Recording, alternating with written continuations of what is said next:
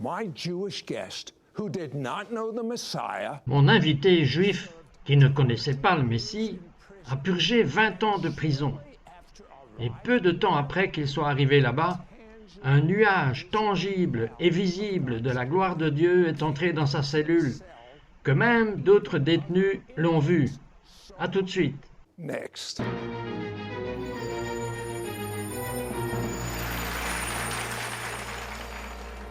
La mère de David Eirabet est devenue une croyante juive dans le Messie avec un don prophétique qui a commencé par une visite d'un rabbin qui a disparu devant ses yeux. David, parlez-moi à propos de vos parents et de ce mystérieux rabbin. Tell me about your parents and the mysterious rabbi. Ma mère avait environ 8 ans et elle marchait jusqu'à l'école tous les jours avec une amie à elle, à l'époque où vous pouviez marcher jusqu'à l'école en toute sécurité. Et elle était à New York. Alors un jour, au lieu d'attendre que son amie arrive, elle s'est sentie poussée à partir plus tôt. Alors elle marchait seule et elle avait son argent pour le déjeuner et comme elle était en train de marcher vers l'école, un rabbin lui est apparu et lui a dit « Meitala, j'ai besoin que tu m'aides. » Et elle le regarda et elle dit « De quoi avez-vous besoin ?» Elle a dit « J'ai besoin d'argent pour le métro pour traverser la ville. » Et elle fouilla dans sa poche et elle sortit 15 cents et elle les lui a donnés. Elle a dit « Si vous avez besoin de plus, je peux vous en obtenir, je peux courir jusque chez moi. » Il a dit « Non, c'est la quantité parfaite de ce dont j'ai besoin. » Et il a dit « Je veux prier pour toi pour une bénédiction. » Alors il a mis la main sur la tête de ma mère, et tandis qu'il priait pour elle, ce qui s'est passé, c'est que la présence de Dieu est venue sur elle, et elle a senti cette présence de Dieu. Mais cite, ce que je ne vous ai pas dit, c'est que dès que le rabbin est apparu, tout à coup, tout le trafic et tout dans la rue s'est arrêté instantanément, et elle a été rattrapée à ce moment-là. Et comme il a retiré sa main d'elle, tout d'un coup, tout a recommencé à bouger.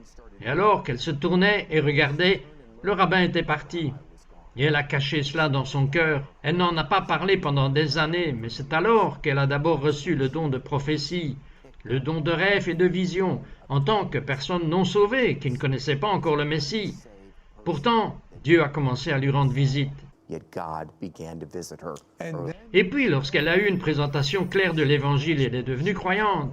Et elle vous a passé ce don prophétique à 20 ans. Vous aviez un style de vie de trafic de drogue. Et juste avant la grande arrestation, vous avez en fait eu un avertissement de Dieu. J'étais dans mon lit. C'était la nuit avant que j'aille voler notre deuxième jet ce mois-là. Votre deuxième jet, vous l'avez laissé rouler sur votre langue comme si ce n'était rien. Eh bien, c'est intéressant.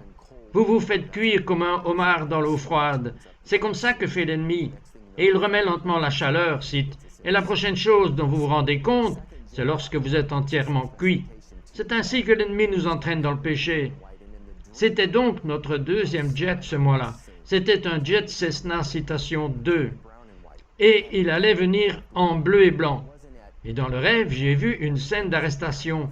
L'avion n'est pas venu en bleu et blanc, il est venu en marron et blanc. Il y avait une bosse sur l'aile gauche. Ce n'était pas à 8 heures du matin, c'était à 9h05 du matin. Et nous avons été arrêtés juste là. Il y avait une Mercedes blanche et nous n'allions pas avoir la Mercedes là-bas. Donc, rien de ce rêve n'avait de sens parce que rien n'était juste. Et je me suis réveillé et j'avais le cœur palpitant. Et le téléphone a sonné. Et j'ai été grossier avec ma mère au téléphone. Et ce jour-là, elle a dit « Dieu, je te le donne, préserve sa vie, ne le laisse pas périr. Tout ce que je te demande de faire, c'est de le sauver. Je te donne mon fils. » 24 heures plus tard, cette Mercedes-Benz se présente. L'avion arrive en retard. Au lieu de 8 heures du matin, il arrive à 9h05. C'est une opération inversée avec les États-Unis. Service personnalisé, les fédéraux. Et ils ont loué un avion la veille avec une aile bosselée. Il était marron et blanc au lieu de bleu et blanc. Il est arrivé à 9h05 du matin. Et on finit par conduire cette Mercedes-Benz sur le tarmac à Boca Raton, en Floride.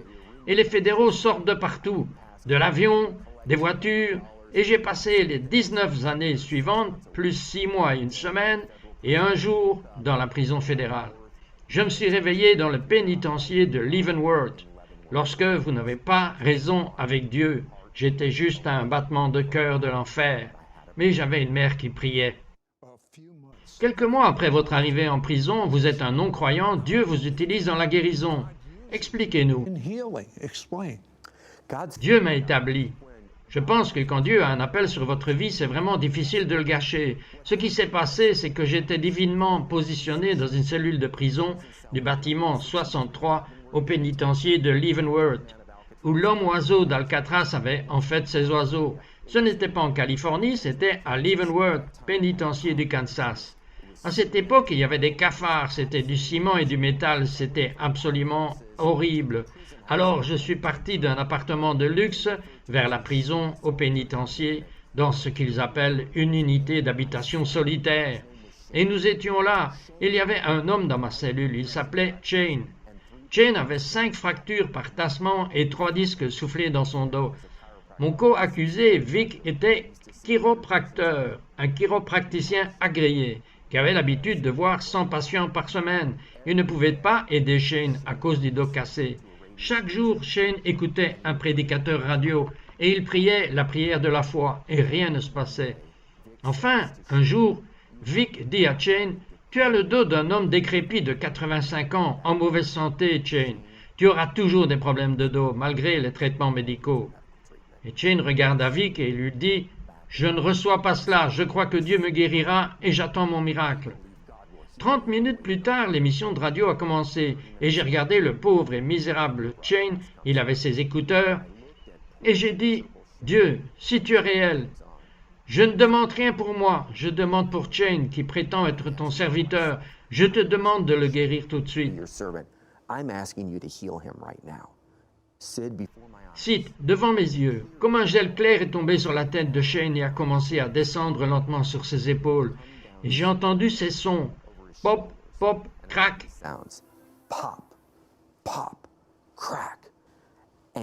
Et Shane a tiré ses écouteurs éteints et il a dit, « Vic, Dave, je suis guéri, alléluia !»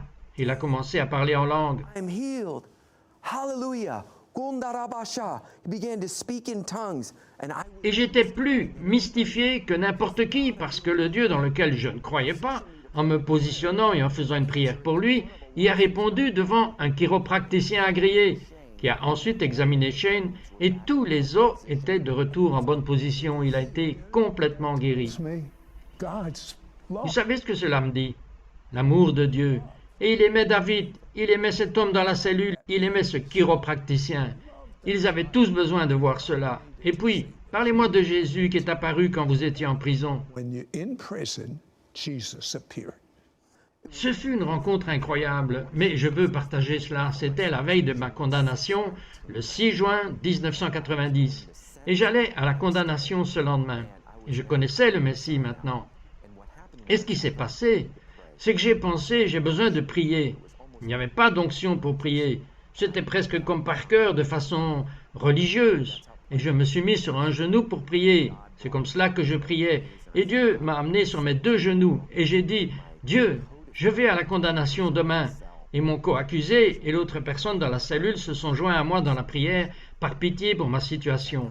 Et alors que je priais, ce n'était que des mots. Il n'y avait pas de puissance dans cette prière. Et alors que je me préparais à me lever, tout à coup, Dieu a honoré ma prière. Et la présence de Dieu est tombée dans cette chambre. Et l'ambiance a changé. Et tout d'un coup, Jésus est apparu devant nous avec une robe blanche. Il se tenait devant la douche dans cette cellule de 8/16. Il se tenait dans cette robe blanche. Et alors il a commencé à lever les bras. Il n'a rien dit. Et alors, il s'est changé en rouge écarlate, puis bleu céleste, puis de nouveau blanc. Then he began to raise his arms up. He didn't say anything. And then he changed to a scarlet red, and then heavenly blue, and then white again. And as this happened, lorsque cela s'est produit, j'étais rempli du Saint-Esprit, et j'ai commencé à parler dans d'autres langues si claires d'une tonalité audible, et je parlais ces mots qui me venaient à l'esprit, que je découvrirai plus tard qu'ils étaient dans l'esprit de Vic. Ils sortaient de ma bouche, je les ai scellés dans cette langue inconnue, dont Vic obtenait l'interprétation complète, et il l'annonçait de retour en anglais.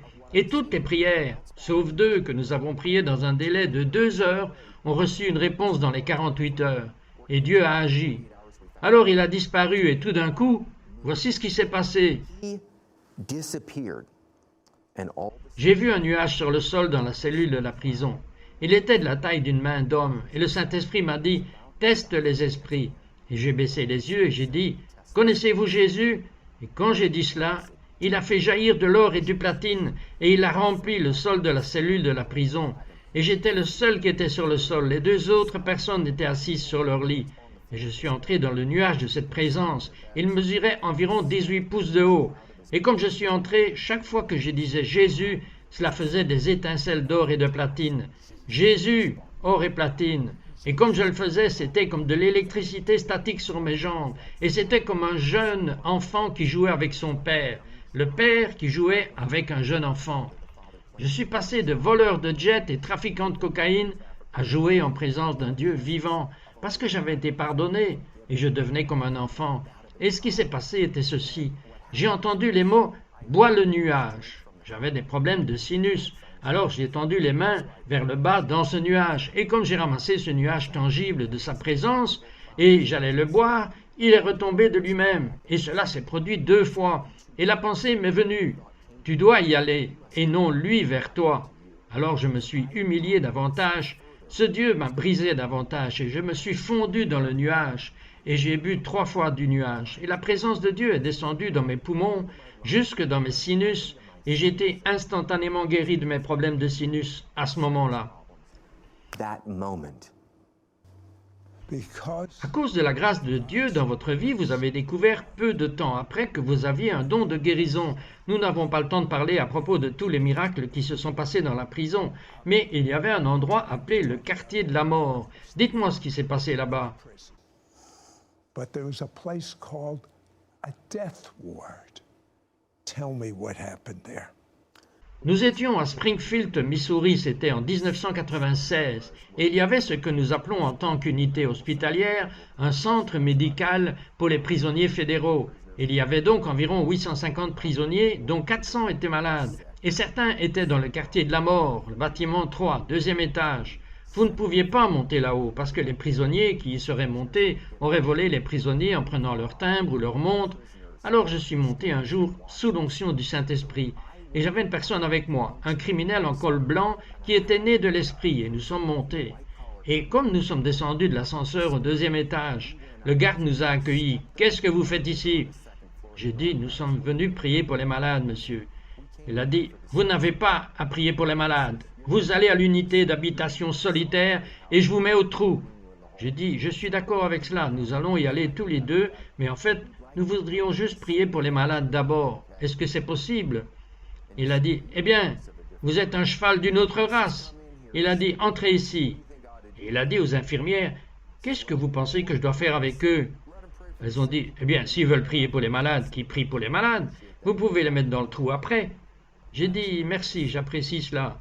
Nous serions heureux d'aller au trou. Mais prions pour les malades. » Alors il a dit, « Ok, vous pouvez prier pour les malades.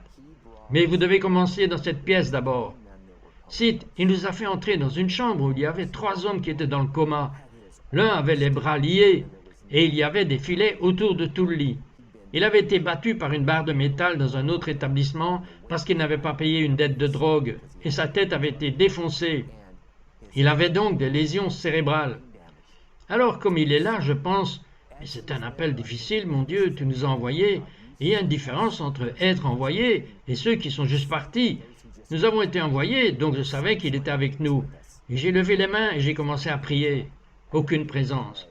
Et environ 2 minutes se sont écoulées. Et j'avais l'impression que c'était un échec cuisant.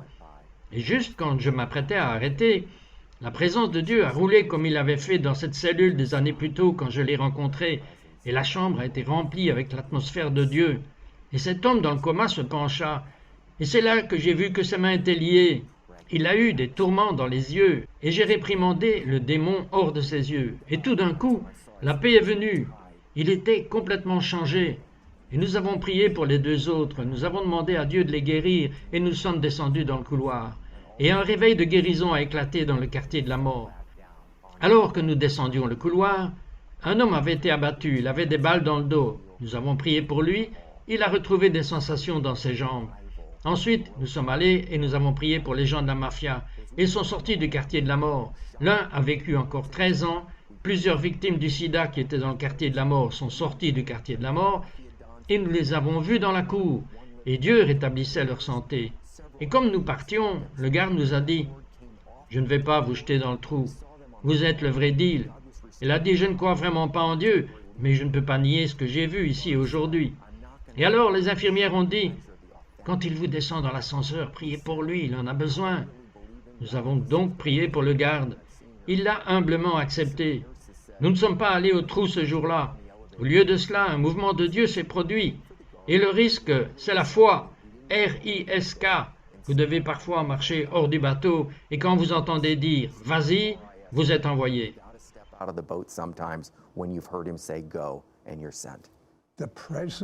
présence de Dieu, le don de guérison, opère au travers de David.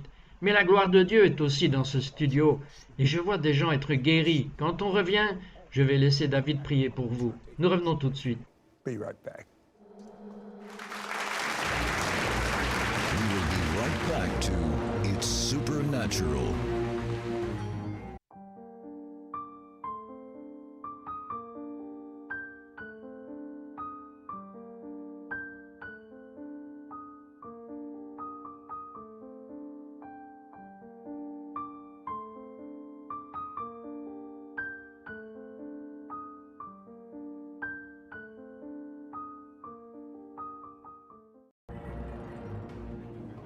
We now return to It's Supernatural.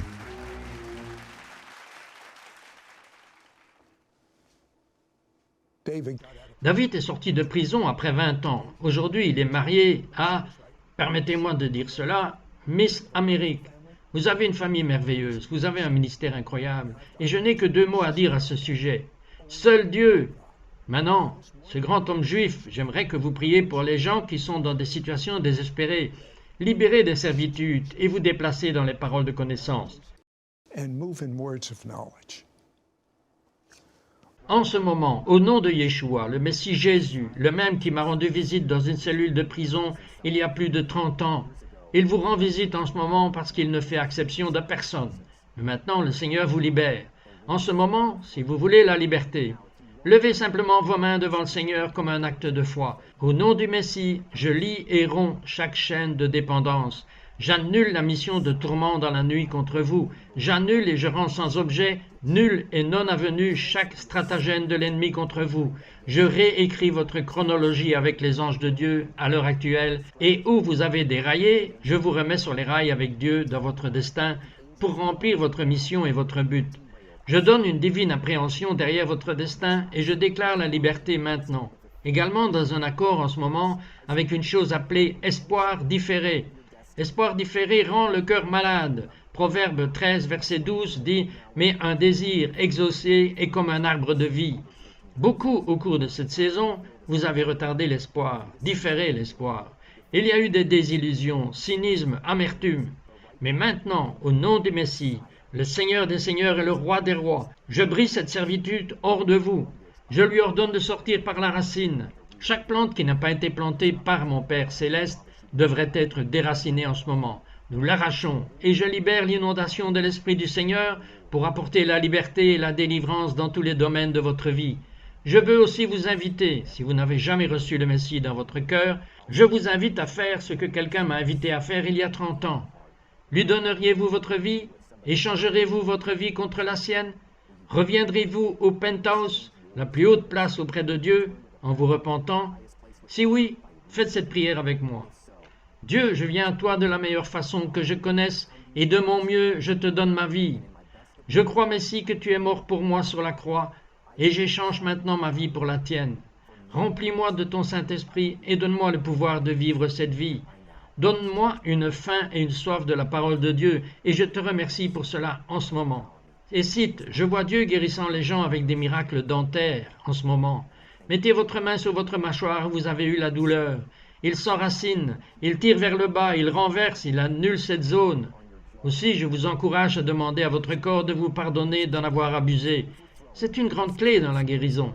Comme votre corps, disons, corps, je ne t'ai pas traité avec honneur et respecté la façon dont je devais le faire. Je romps chaque esprit suppresseur, je romps tout esprit gênant, et je libère la puissance de travail de miracle du Messie de Nazareth dans votre corps. J'ordonne que la guérison soit maintenant. Je vois aussi Dieu guérir des problèmes de sinus en ce moment. Ce qu'il a fait pour moi, il le fait pour vous. J'ordonne d'ouvrir et de rester ouvert. J'annule le renouvellement automatique où c'était cyclique. Ce ne l'est plus maintenant. Nous brisons le cycle maintenant. Naoum 1, verset 9 dit « L'affliction ne se lèvera pas une seconde fois ». Et la deuxième chose que je vois que le Seigneur fait maintenant est qu'il vous offre une toute nouvelle armure. Il y a une mise à niveau d'armure parce que nous en avons besoin pour la gloire qui vient. Vous êtes sur le point d'entrer dans les Actes chapitre 29. Il est sur le point de commencer à écrire à travers votre vie.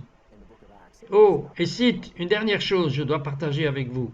En quittant le quartier de la mort, après que ce mouvement de guérison s'est produit, nous nous sommes arrêtés près de la chambre de l'homme comateux. Et je suis entré. J'ai levé les mains. Et instantanément la présence de Dieu est venue. Et il est revenu. Et il m'a regardé avec l'envie de voir quelque chose. Et je l'ai conduit dans la prière du pécheur. Même s'il ne pouvait pas parler, il a acquiescé. Et il a vu quelque chose, un autre que moi. Et il avait la paix dans les yeux. Nous avons découvert que 9 minutes plus tard, il est entré dans l'éternité. Le diable ne pouvait pas le tuer pour l'éternité. The devil couldn't kill him for eternity. Be filled with the Soyez remplis de la gloire de Dieu.